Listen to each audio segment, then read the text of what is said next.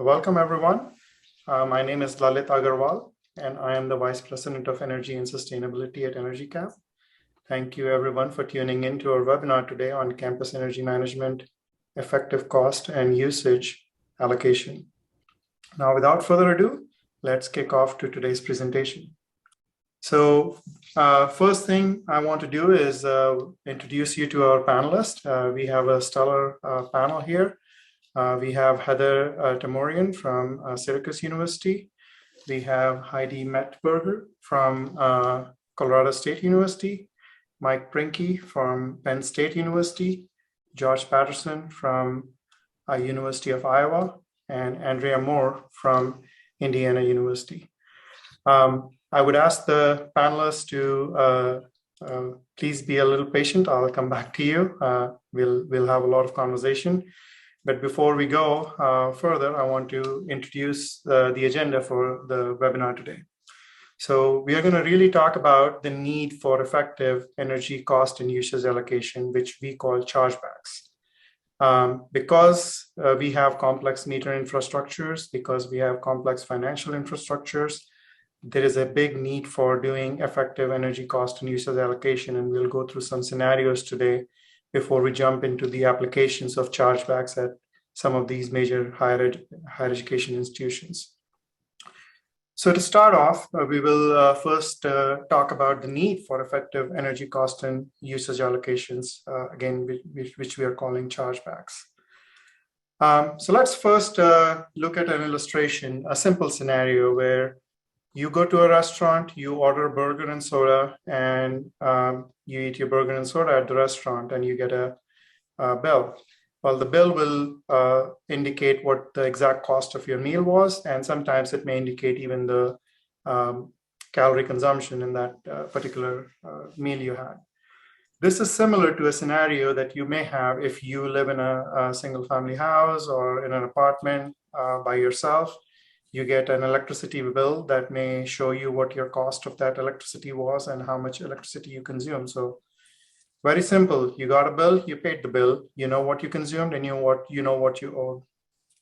You can also live in a single family house or an apartment and get an electricity bill where you are able to see what the cost of that electricity was and what the consumption of your electricity was. So very simple scenario. Again, you have a one-to-one situation where you are responsible for all the consumption and all the costs. So outside of that simple scenario, the scenario can get slightly complex. Now imagine that you went to the restaurant with 3 other friends, and 3 of the friends ordered burgers, you ordered a salad, but all 4 of you ordered soda. So now it becomes a little more tricky when the bill comes, what each of you owe and how much calories you each consumed. Now, you may make it simple by asking the wait staff to get you separate checks, in which case you will basically be back to the previous scenario where you know exactly how much you consumed and how much you owe and what's your fair share. But you may make the life easier for your wait staff by saying, just divide the bill equally and we'll each pay the equal cost. Now, you may not be exact, but at least you're able to still share the bill fairly. You may also have a scenario where one of the friends chooses to go ahead and take care of the bill with the wait staff, and the other people can use either cash payment or Venmo, Splitwise, or some other cost-sharing app to pay back the person who actually paid the restaurant. Same thing can happen in your apartment if you share it with roommates, where you are now getting a utility bill. Now, in this case, you may not even have the luxury of asking for separate utility bills because the utility company is not responsible for separately metering your roommate's consumptions versus yours, or even splitting it equally. So they will just send you one utility bill that in this particular illustration, one person ends up paying the utility bill and the other 3, again, turn around and pay her back. In this particular illustration, we are saying that you're just splitting the $500 bill in equal $125 parts. But what if one of the rooms for the roommate is bigger than the other 3 rooms? Well, you may do some kind of math to figure out what that allocation of cost should be. And then instead of paying $125 back to that particular roommate that ended up paying the utility bill, you only pay $100, meaning that what the roommate who paid the bill didn't recover, their effective cost was really $200. So that's the kind of scenarios that may exist in real life. And these are still slightly complex, not really complex. When you get to a complex, when you get to a campus scenario, you can run into some really complex situations where you have both purchased electricity, purchased energy from external providers. You may have a central utility plant where you are producing your own energy. You have different kinds of building types. You have special accounting rules. You may have customers in those buildings that are either paying customers or non-paying customers. So it gets pretty complex pretty quickly when it comes to a higher education campus. So we'll now look at some of the complex meter infrastructures that we run into at higher education too, because sometimes these campuses evolve as time goes on, and sometimes that leads to pretty complex meter infrastructure. So you may have a simple meter infrastructure where it's, again, a one-to-one scenario. You have energy coming into a building, you have a meter that's measuring that energy, and that energy is consumed by that particular building. In this case, it's very easy to allocate the usage and the cost to that particular building. But wait, you may have the building that got expanded into a bigger complex, and now you have energy coming in from a different end of the building also. In this case, the allocation for the building, both in terms of cost and usage, would be the combination of meters M1 and M2. That was still relatively easy. It gets even more complex when you have a single meter that's serving two different buildings. So this is a scenario, again, that is very common in higher education, where due to the way the campus grows, you don't always install meters in the right places. And if there was not a paying customer, or if the same customer is paying, it didn't matter. But if the occupancy changed and now you have to pay for it, or because of regulatory reasons, you need to allocate exact usage for each particular building, you have to now come up with an allocation factor. Most commonly used allocation factor is the gross square feet. So you take the allocation of usage in meter one and allocate it based on a percentage to building B1 and B2, both in terms of the energy use and in terms of cost. Sometimes you have even more complex situation. This is a situation where you may have energy coming in through meter one, being consumed by building B1, but then the energy continues on and gets measured by meter two and gets served into building B2. In this particular scenario, the consumption of building B2 is pretty straightforward because meter M2 is measuring it all. But the meter M1 is measuring the consumption of both building B1 and B2. So you have to actually reduce or subtract the usage of M2 from M1 and then allocate that to your building B1. So these scenarios exist, and these scenarios can get even more complex, as I said, when you have vendor provided electricity or energy, and then you have your own chill water, steam, or electrical production and distribution on campus. And in this case, things get even more weird because usually the measurement meters for the building level are at the building level, but what you're producing it will have some losses, distribution losses before it gets to that building. And if you are only charging the building for the measurement at the building level, somebody else is eating the cost for the losses that happen during the distribution system. So these are all the scenarios that make it really tricky to make sure that the energy allocation and the cost allocation is happening in a very accountable manner. If that was not enough, we also have some complex financial infrastructure that we have to deal with at higher education institution. In a simple scenario, we would have external vendor charges, and you would turn around and make the payment to the vendors through your facilities or campus accounting departments. But sometimes you want to take that, make that payment. This is another similarity to the scenario we talked about, where one roommate takes care of paying the bill, but now they're expecting the others to do some cost recovery from them. So in this case, if you have general education buildings, maybe you just want to take care of energy use allocation for those buildings because you're not sending them a bill. But for those campus revenue generating entities like housing, athletics, and others, you want to allocate energy use to their buildings, but additionally, you also want to have them pay you back for the cost that you ended up paying to the vendor in the first place.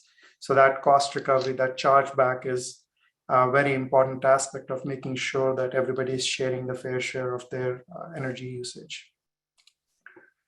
Back in the day, everybody used complex spreadsheets to manage this on their campuses. Some campuses can become pretty big, and having variety of accounting rules and variety of metering infrastructures can become really complex, and managing that in spreadsheets becomes untenable as time goes on. So that's where the need for chargeback comes in. You want to have accurate calculations to lowest common denominator. You want to have a repeatable, documented, and automated process that allows you to set it, and unless your campus doesn't change, really forget it because it will remember it for you. You want to make sure all the costs are recovered. We talked about the lost remainder, which would have gone unrecovered if there was not a way to recover that cost. And ultimately, granular reporting is very important. Creating those allocations per building or whatever lowest common denominator that you choose is very important, because then you can get that accurate reporting and granular reporting in place. So that's enough abstract conversation. Let's go back to our guests we have on the call who have been patiently waiting to share their experience and expertise. We have a stellar group of panelists coming from different institutions of higher education today. They have very compelling stories on challenges they have faced in real world related to energy cost and consumption allocation and how they were able to solve it. As I shared earlier, it is my pleasure to introduce you to Heather, Heidi, Mike, George, and Andrea. I'm going to ask each of you to take a little bit of time and introduce yourself. Tell us about your campus, what you do at your campus, and if any of the scenarios that I illustrated earlier resonate with you and your campus situation, please share that with us. Heather, I'm going to start with you. So Heather from Syracuse. Hi, everyone. My name is Heather Tumerian. I am a senior budget analyst at Syracuse University.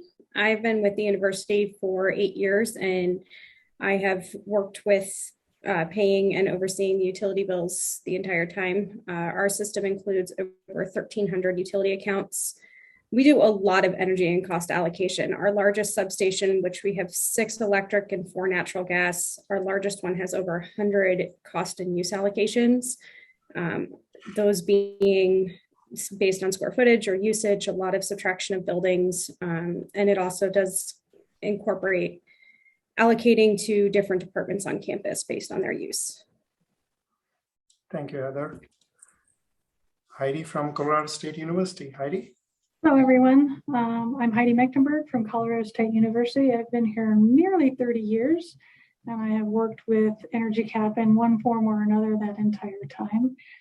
I do the utility budgets for the university, not only for our general fund customer, but our auxiliaries. I also manage EnergyCAP for our utility accounting on the billing side, both on the paying the vendor bills and internal allocations.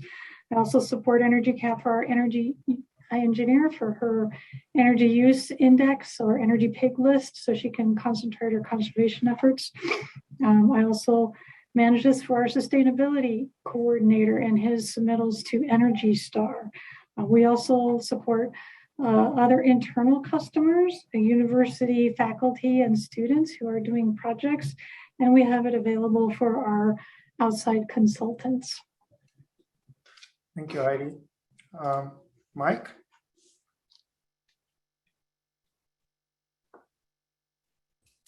Good afternoon, everyone. I'm Mike Prinke from Penn State. I am a senior energy program engineer at the university, and I've been here for about 18 years in a similar role most of the time. And I'm responsible for energy data tracking. We utilize EnergyCAP to do that now, and I also do energy procurement. conservation and coordination with our utility operations. Our University Park campus is about 22 million square feet and probably 3,500 meters. At that location, we kind of master meter arrangements and on-campus production. So we own meters at each building, or at least attempt to. We have a lot of those complex calculations Lilith mentioned. And we also use the system to track all of our vendor bills for our locations across the state. Where we use that for reporting, benchmarking, and things of that nature. Thank you, Mike.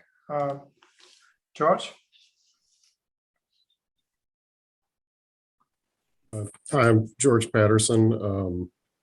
I work at the University of Iowa, but I work for ENGIE North America, who 2 years ago signed a 50-year agreement to operate and maintain UI utilities at the University of Iowa.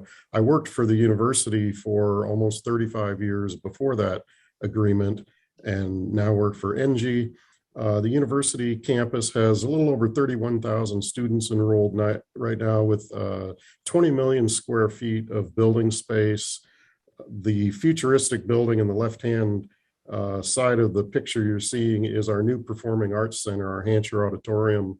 Unfortunately, in 2008, we had a major flood event on our campus, and our previous Hancher Auditorium, which is near the river, was destroyed by that and had to be replaced. So from about 2010 to 2020, the university undertook about $1 billion in new construction to replace the damaged and repair the damaged flood losses on campus. I manage the Energy Control Center on the campus, which was opened in about 2010. The heart of that center is an Aviva OSIsoft Pi system, which is basically a historian which collects real-time utility and meter data for our steam, electric, chilled water, and water systems on campus. There are approximately 90 major buildings on our central utility systems, including a large teaching and research medical complex. We take that data from our Pi system, and monthly we upload it into EnergyCAP, and we bill for over $100 million a year in utilities using the EnergyCAP system.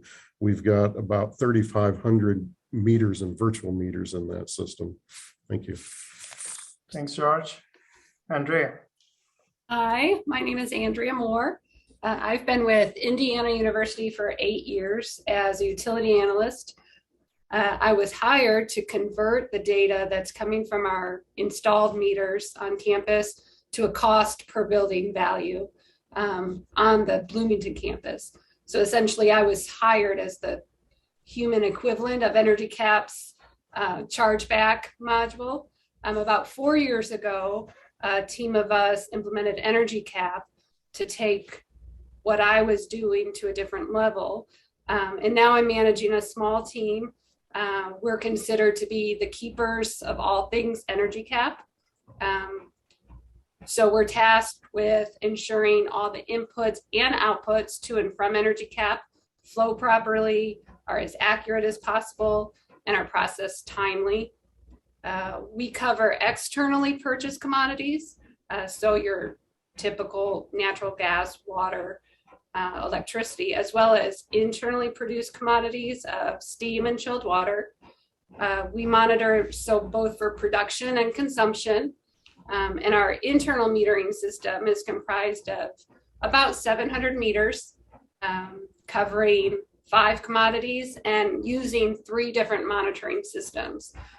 So we have a census system on campus here in Bloomington and on our Southeast campus. And currently talks are underway to possibly pursue a 3rd campus.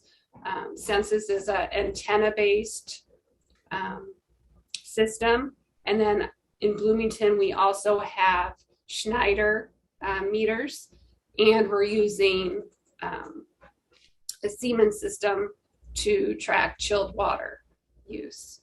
So different systems all feeding into EnergyCAP for us. All 7 of our statewide regional campuses are enrolled in EnergyCAP. Again, we're sub-metering Southeast and Bloomington and IUPUI. So looking to pursue sub-metering at a fourth campus, and that would bring us to 4 of our 8 campuses using the chargeback module and EnergyCAP. In terms of metering, we're absolutely a prime example of what Lalit mentioned as very complex. Not only do we have multiple sources, multiple buildings, but on multiple campuses.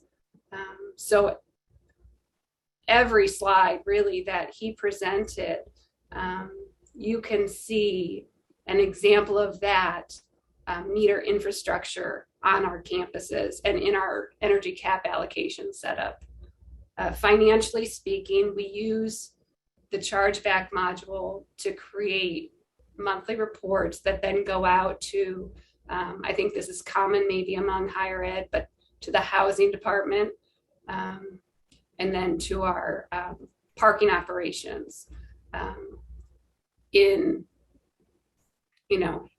history, going back 10 years, they were and would have always been expected to put their fair share of funds into the utilities account, but that would have been an estimate or a square foot allocation. But with our metering system on campus now, it is data driven and it's repeatable and it's defendable. That's been definitely a huge attribute that we can speak to EnergyCAP as putting a feather in our cap on that front. And then we also invoice outside entities that might have installations on our campus that consume our utilities. So we have cell systems on campus that are, powered directly from our distribution system, and they're expected to pay their fair share, again, based on meter data. So it's no argument on fairness and repeatability on that sort of thing. So that said, I'll turn to the next person. Well, thank you, Andrea. That's very compelling stories from each one of you. Since I forgot to start my slide deck, I'm not going to make the same mistake of taking it down when we are done with the slide deck, because this next part of the webinar is not going to be death by PowerPoint. We are going to take it into a more conversational aspect. So the slide deck is gone, and just a reminder to the audience, if you have any questions, please put them in the Q&A section, and we'll try to get those answered. So let's take it a next step, and I'm going to start identifying each one of our panelists here and getting some conversations going regarding the chargebacks and how their campuses work. So Heather, let me start with you. When we were talking earlier, you had mentioned that during your tenure at Syracuse, you have seen significant improvements in the utility information workflow, whether it's cost or usage. Can you share with our audience what used to be the workflow, how it has changed, how it has gotten better, please? Sure. When I started with the university 8 years ago, we were utilizing, as you showed before, the spreadsheet method to determine all of our costs and use allocations. Those come with a variety of issues, including human error, your spreadsheets getting corrupted, getting deleted, and a lot of manual data entry, and having to really make sure that your sheets are exactly the way that you left them the previous month and that nobody's touched them. We were doing this for electric, gas, steam, chilled water, you name it, we had spreadsheets for it. There was a lot of hesitation moving into using the chargebacks in EnergyCAP, and a lot of it had to do with trusting technology and letting it do the calculations for us and doing it correctly. And there was a few months of duplicate work, but in the end, we found that utilizing the technology allowed us to focus more on the analysis and less on those tedious tasks of manual data entry. And the big thing that came out of this for us is we were able to run our reports a lot faster, and it allowed us to weed out the double counting that can occur and really focus on our building usage and performance. We do quarterly energy reporting for departments, and those reports had to be manually created through Excel every month. And it was a very tedious process. And we were always finding mistakes from the previous quarter, something that we just didn't catch because something didn't copy and paste from the year before. So it was great to now just hit a button and just change the month and we're done. So 8 years ago, our billing process took myself, a full-time person, 3 weeks to process all of our utility bills. And those were just the monthly bills. That did not include the quarterly bills for water that we would get in, our permit billing that I also do, and amongst many other things. Our process now takes 4 days to enter everything in. I've actually just been able to hire a part-time person. She works 20 hours a week and she processes all of the utility bills. It allows me to just oversee the process, focus more on analysis, and I've been able to take on a lot more job responsibilities within the department. So it's been great for us not to have so much manual entry and human error. Wow, that's a great transformation you helped bring about at Syracuse there. You hit on something earlier that people are afraid of technology, whether it's going to do something right for me or not. I think there is another piece of it that sometimes people fear that technology is going to take my job away from me. Did you have anything of that nature that happened to you at your institution? I think it actually made it better. It allowed me to have more time to actually look at what I was putting in rather than just trying to get it done because I had a limited window. It definitely made things easier. It did not take away from my job at all. Gotcha. Well, that's awesome. Any other similar stories from our panelists that relate to this particular idea that Heather has been sharing? Well, I can speak to Heather's scenario as almost verbatim.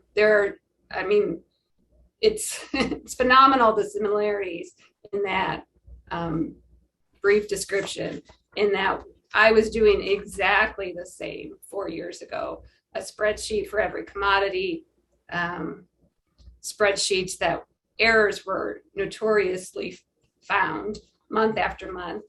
And then it was a series of spreadsheets because you had your working spreadsheet. Then you had the one that was cleaned up enough to share, or values only, right? So because you can't have everybody having everything that links back to, your data source. So did you fix it at this point and this point and this point? That snowball effect of one error was just so time consuming. It was housekeeping of spreadsheets over quality of data, and that's what, and I was in again, the same time frame. I would have put 3 weeks of my month into data entry, what I would call scrubbing. So ensuring its quality and completeness, and then just formatting and spreadsheet maintenance, 3 weeks of that to get out one set of monthly reports. And then you get a week of this, okay, now can we follow up on anything that actually needs addressed in our team? Right. Whereas now it's the complete opposite. 1 week is kind of dedicated to, okay, all the entry points, all the cleanup points, all the checking for data quality assurance and that sort of thing. And then 3 weeks to improve upon the system we have in place. So again, she mentioned your time gets to be used for analysis on the back end, but also on the front end. It's, that old adage of garbage in, garbage out. That's one thing technology is often, people want to point the finger at, well, your tech is great, but garbage in, garbage out. If you don't get good stuff in, who cares? I don't care about your tech, but now because our time, is allotted better, I can actually make sure we're not constantly battling the garbage in scenario, and we can make improvements, and we can start ticking off that to-do list to make sure we don't have any, so many low quality points in our data and that sort of thing. Right. So yeah, and I was, like I said, I think as far as tech replacing a human goes, I was in the prime example of that when I met John Hines. And also there's some stubbornness from the human element when we want to say, no, my job's way more complex than your tool could ever handle. And you don't understand all the details or intricacies. But I can say I could not stump the EnergyCAP team. I mean, they had it covered. We all fight the same battles, know it, whether we know it or not. It's out there, especially among higher ed. So, yeah. That's awesome. Any other thoughts on that topic? I mean, Heather and Andrea have talked about the data coming in. Anything the workflows have improved on the data consumption, reporting side of things for anybody?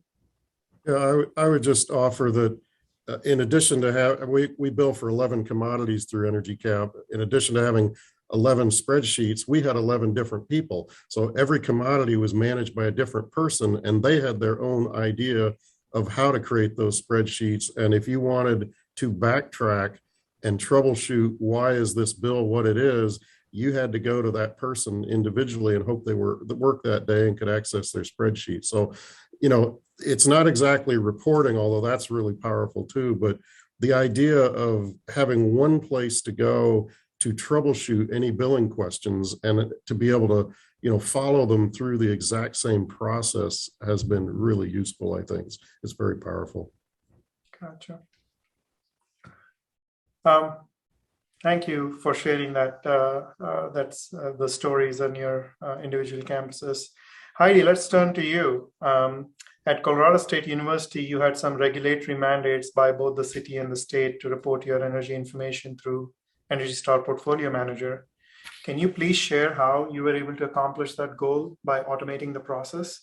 And also how our audience can achieve some similar outcomes without the burden of hiring additional staff, especially today when hiring is not very easy. Right. So yeah, before these ordinances and legislation went into place, we were pretty much just had created individual sites and we're doing annual updating for individual projects, like for LEED EBOM. Now we have 176 properties linked in EnergyCAP to Portfolio Manager. The city of Fort Collins first started with asking us to submit for energy and water use for buildings 5,000 square feet and greater. And now the state has legislation for the energy and water disclosure for buildings 50,000 square feet and greater. So fortunately, the city submits the data that we supply to them, but we do have a few large buildings that are outside the city limits. So we do need to do that. But essentially, we mapped out our relationships between buildings and meters that we wanted to submit into EnergyStar. And once those relationships are established and built and the meters selected, EnergyCAP produces there's a location that says, okay, do you want to submit to EnergyStar? It will tell us if the data is complete for a month. The EnergyStar does submit data on a calendarized basis. So it was a little bit confusing at the beginning because I knew that I had, say, a February bill, but EnergyCAP was still saying it was an incomplete month. And if that bill, ended before, say, the end of the month, EnergyCAP was smart enough to know that that was not complete because it wasn't calendarized. So if you really kind of have to wait until the next month's bill is processed before it catches up and you're able to submit that particular month. So that, we went down from not really being effective, or if we had these ordinances in place and didn't have an easy way to submit, all of this information would have to be submitted manually, and the monthly and the yearly consumption and costs would have to be handled on a monthly basis for each individual location. 174 buildings, that's quite a lot. And now it's really just kind of a scan, look, select which buildings you want to submit, and go ahead and select the submit, and it goes to portfolio manager, and eventually they send some information back saying, yeah, your submittal was complete. Sometimes there's some back and forth between the people managing the city or the state component, like why did this change and why is it so different? And those are pretty easy questions to get answered. But it's the data submittal part is quite nice and quite easy now. My sustainability coordinator wanted a push of a button, and we gave him a push of a button. That's excellent. So one of the challenges I'm sure you dealt with when you were submitting it, because EnergyStar Portfolio Manager expects the allocation of energy use down to a building level. Yes. And I'm guessing that you are able to leverage the chargeback processing in the application to calculate it per building. Yeah, so initially, we had the same kind of complex metering, every scenario that you could have, where we had, one meter metering multiple buildings. We got to add a bunch of meters together. We've got to allocate some of this meter to this building and a part to another building. So by getting everything down to the individual building level by using chargebacks, everything is much easier. And we, sometimes we have to use an educated guess on allocating those uses and costs to the building level. Sometimes it's a square footage basis, but EnergyCAP can use both either a static split or it can use a dynamic split. Dynamic means it's using the square footage. So if the square footage of the building changes, that automatically adjusts. If you're using static, then you've made a decision and a selection about how much to allocate to a particular building. With dynamic, you can also, if you have two very different types of buildings, you can put a weighted average on one or the other. So you can make one, times 2 the square foot, or 0.25 times the square foot to even that out, so that you're using an essentially an educated guess about how to allocate those on your chargebacks. Very nice. We actually have a question that has popped up that's very applicable to this question from Bill Mitchell. He asks, when allocating steam or medium temp hot water from a cylinder plant and there is no sub-metering, are there any good methods other than gross square feet? I can only think of one. If you have a building automation system and you can measure the flow, that could be an indicator of how much water has flown through your system. But if you don't have that, I can't think of anything else but square footage, which sort of sounds like a static thing, but at least the process in EnergyCAP, as Heidi pointed out, makes it dynamic. As the gross square feet changes of the building and you enter it correctly in the system, it will automatically allocate more or less depending on which way the change was. Any thoughts on how somebody can allocate if there is no submeters? Well, I think too, if it's a more, like if it's a more energy intensive building, like you have a science building versus just an office building, those science buildings are going to use more energy. So you can put more weight on that square footage and less weight on the office, so that you can begin to allocate it more fairly based on a known energy component. And sometimes you have to go look at the sizing of the systems, the internal systems in the building, the heater exchangers or whatever, how much is happening there. And then so you look at those kind of serial plate numbers and can start to gauge the differences between each individual kind of building. Great answer. Thank you, Heidi. Any other thoughts for Bill? Add meters. Add meters, yeah. I'm sure Bill is You aware can't do of that. energy management without the meters. I mean, you can do cost allocation, but you can't manage the energy without meters. So I would say add meters, Right. even though that may not be possible, but Right. it's the best solution. Well, the nice thing about those kinds of energy meters for hot water and for chilled water is they're typically not a type of meter that you have to insert into the pipe. You can strap transducers onto the pipe and measure it from external. So there's no disruption there with that.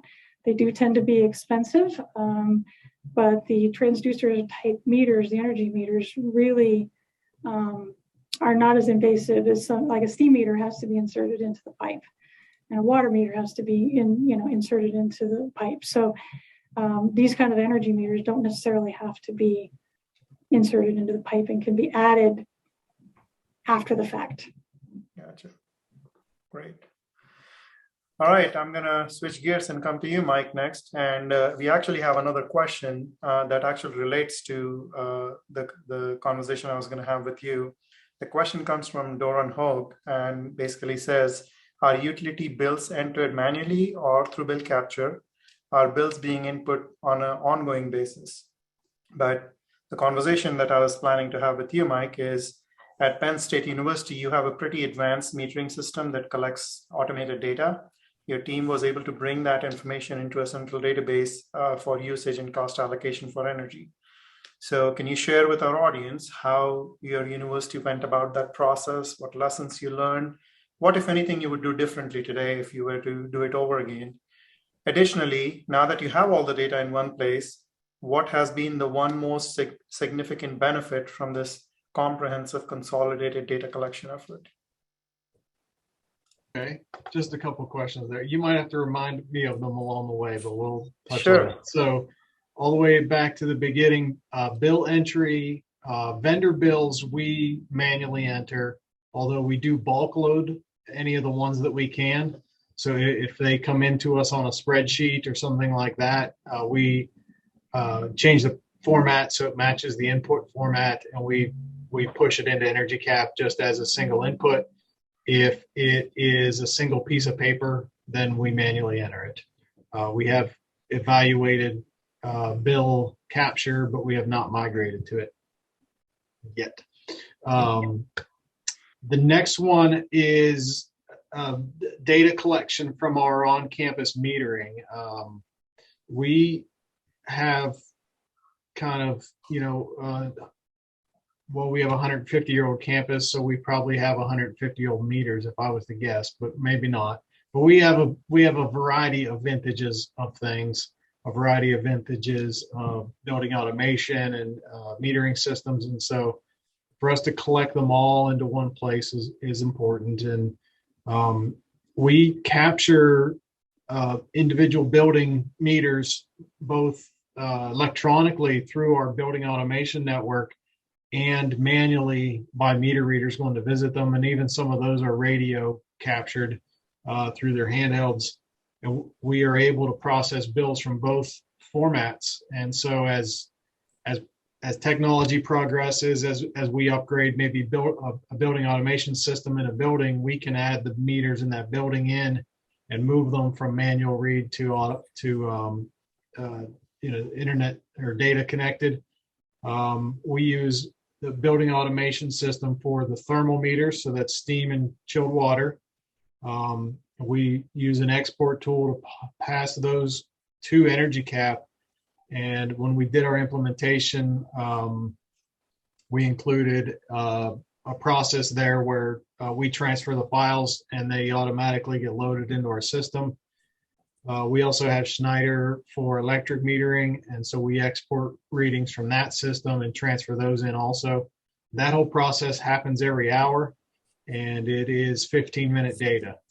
And I don't know exactly how many meters we're pushing through right now. I would just roughly guess about 300 on the electric side and probably 100 steam, 100 chilled water, somewhere in that neighborhood. So then once those are there, we, run the billing and the chargeback once a month, and we set up the chargeback structure fairly spread out. One of the challenges we had from our old system, we didn't transition from a group of spreadsheets, but from a different data system. And it was kind of a black box. Push the button at the end of the month and it calculated all the bills. And then, we had to manually run reports or other methods to try and find any issues or anything, didn't have a reading or, whatever auditing challenges we had, we basically had to fully do manually. So we took advantage of the chargeback structure to kind of lay it out in a way where we grouped a bunch of different steps individually that gave us better visibility into what that group of meters were doing. So we separated them by input source, and we also separated them by commodity, and then we also separated them by kind of financial allocation, whether they were in our general funds group or one of the auxiliaries that were getting billed. So, we ended up with a bunch of steps just because of that separation. But we generally try and audit to a higher level for those auxiliaries because we are passing that through as an automated accounting transaction to them.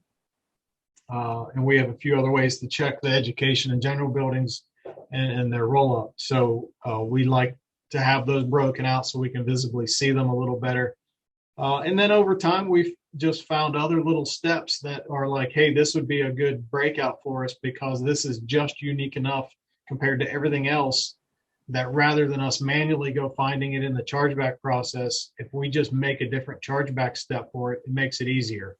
The most recent example I can think of is our football stadium. For years, we've been sending meter readers out to read on Friday and Monday on a football weekend. And we knew that they were using that at accounting for something, but we were just sending them the amounts. And after we started going through this process, we realized they were billing the athletic department for that use over that weekend, but we weren't netting it out of our regular meter reads for the month. And so now we end up with like somewhere between 6 to 9 event-based meter read periods to overlay on top of our normal monthly reads. And so we put that in as a separate step so that we can just put in a use read every one of those weekends as an event and can net it off from double billing it. And we just broke that out as a separate step because it's so unique compared to everything else. So it gives us better visibility there. Was there one other question you had? I don't know if I covered all of them. I think you did. It's fascinating how sometimes we end up using systems that become a black box. You don't know what's going on behind the scenes, and you either have to trust them and hope that they're doing the right thing, or you have to spend a lot of time validating that the system did what you expected it to do. So very impressive what you've been able to do at Penn State. Yeah, that was exactly our experience. We spent a lot of time validating the numbers, and it's just the opposite of the other experiences here, where instead of spending time collecting everything in the spreadsheet and trying to keep the spreadsheet straight, the only difference was it was in a server, it was in a database server, so it was just a little more challenging to actually try and find what was what in there sometimes. Right. Thank you. Mm-hmm. George, I'm going to come to you next. So University of Iowa's energy system, you pointed out, are now operated by ENGIE under the concessionary agreement for 50 years now. So this infrastructure is still owned by University of Iowa, which makes that management of energy information pretty interesting. Who owns the information? Who controls the information? Can you share with the audience how the relationship is posited and how having an enterprise energy information system at your disposal impacts that trust between the concessionaire and the university? I'd be happy to talk about that. It is kind of an interesting and somewhat unique situation, although it's growing in popularity, I think, in recent years. Really, there's a joint responsibility and ownership of the information. So I work for ENGIE. All the metering is done by ENGIE for the billing, but we put it into EnergyCAP, which is owned and paid for by the university.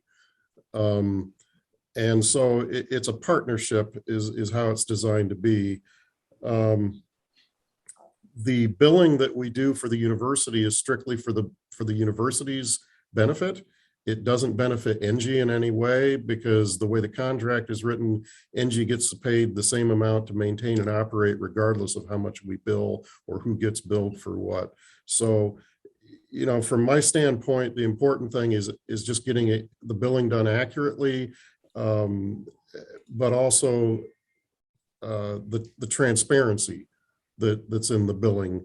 And, one of the great things about our version of EnergyCAP is it's a cloud-based solution. So the fact that I live on really 3 different IT networks now. We have a private network with the university, we have the public university network, and then we have the NG network.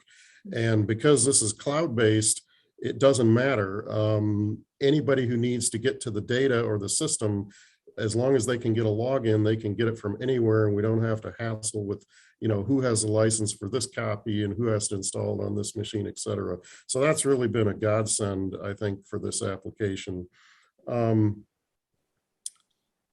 Another thing that really helps with the application and the way it's set up is that there's a lot of flexibility in setting up security for different users.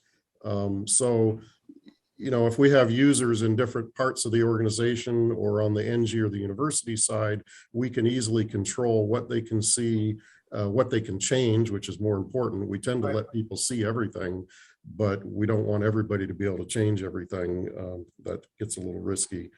In terms of what you've been talking about with chargebacks, the chargeback piece of this application is probably the main thing that drew us to a standardized solution, and especially to EnergyCAP, because there is such a diversity and complexity of billing scenarios, and not just, how do you get to the right amount for a building, but how do you get it to the right amount to the cost center? Because the accounting doesn't necessarily reflect the buildings in every case. There are cases where buildings are split, by departments and things like that.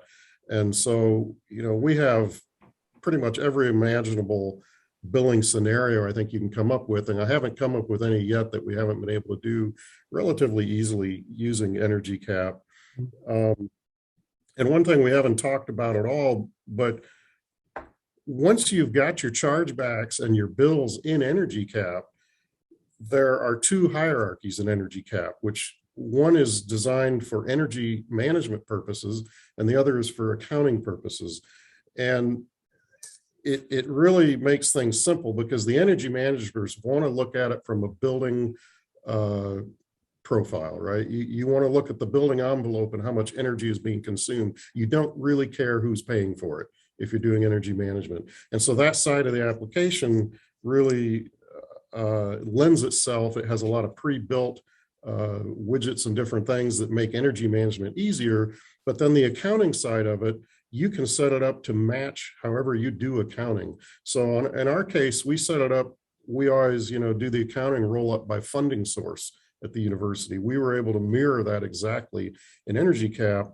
And the value of these hierarchies is you can roll up from a detailed level to a macro level. So we can look at an individual meter under a building and get instant information on it and trend data, but you can roll that up to the building if you've got multiple electric or steam meters. And then you can roll it up to the campus on the energy management side with the click of a button without having to do any extra work. But on the accounting side, you can do the same thing. So now I have instant access to how much has this fund paid for steam year to date? How much has this fund paid for electricity? And then you can extrapolate that out to automated reports. And we do that as well. So, I find that to be extremely powerful. And, another thing we haven't talked about, but once you've got all this billing in there, is the integration you can get with EnergyCAP. So we actually pull data into other facility systems at the university so that we can marry energy data up with other facilities data, and it all goes into basically a cube. And the integration that EnergyCAP allowed us to do that very easily. We also our ledger reports, although they live in a completely different system, we created hyperlinks in those based on billing ID. And when people go through our ledger reports, they can click and they can instantly see the billing detail for what ended up on their ledger and why, what meter did it come from, that sort of thing. So, we've gotten, I think, a lot of mileage out of the application. And I think hopefully those are some examples of how it's useful to us. That's excellent, George. I know we are running close to the end of the time, but Andrea, I don't want to miss out on hearing something from you also. So during our conversations, you indicated something similar to what Heather shared about the savings in time spent tracking, allocating usage cost. Additionally, what you shared was that the time that you saved was redirected more towards proactive approach to energy management on your campus, and also making sure that the meter data that you were getting was more accurate than, as you pointed out earlier, garbage in, garbage out. So can you share with our audience what kind of efficiencies you gained there? Yeah, so I'll keep it brief and sum up because I know we're at the end. But I mean, I can say first off that I could echo any one of their 4 statements in one way or the other. It is incredible to me what shared challenges and situations higher ed especially has, and then we're all doing this somewhere out there. And EnergyCAP really gets that, which I appreciate. What Lalit mentioned in one of his slides was an idea of set it and forget it. And that is not, encompassing in terms of, my team is EnergyCAP, the keepers of it. So, you can't walk away. We have a team of people maintaining what it does and what it's holding. But what you can walk away from is the math. And that's what he mentioned. Once you determine the math behind what your cost is going to be based on your data allocation, whether that's your square footage or weighted square footage or meter data itself, you do get to walk away from that in essence, and that's your huge time savings. So you get to the snowball effect of errors in spreadsheets is replaced by EnergyCAP's chargeback unwind feature, which is new with their latest version. We incorporated version 3, which didn't have that. So it was still painstaking in a bit to delete thousands of bills if you found a mistake. Well, they improved upon that by leaps and bounds, and you can unwind any step of your chargeback, which is a time savings huge. And it allows you, I want to do a dry run. I want to see what my meter data looks like in terms of cost allocation right now. As soon as you do it, you may see those red flags, unwind it, address them, redo it. I mean, the time savings there is huge, which has allowed my team then to say, okay, how can we do what we're doing better? How do we get new buildings online sooner? How do we prioritize our task list? How do we automate the data going in better? So someone mentioned lighting, I think one of your questions maybe, stadium lighting. Well, all of our lighting on campus has gone through, over the last couple of years, a retrofit to LED, and those are software controlled, and also data points in also a census system, but yet another application that census has. The raw beginnings is, okay, now we have a parking lot full of new LEDs. I have real data, not an estimate of what all these light fixtures consume, but real data coming from every light pole in this parking lot. Go to the system, get a number, enter it.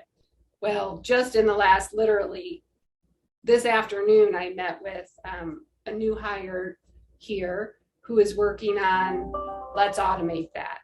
Let that system group a grand total. Let our next system, everything's a chain of data flow. Tally that for a month and then feed that to EnergyCAP. And no human now is going to grab any value. And that's by light pole. We're getting data, ultimately flowing. So what we gained is the time to start, doing the tech stuff, tech meaning the meters and the data points better. And letting the math just set, click the button and use your time for better purposes. Wonderful.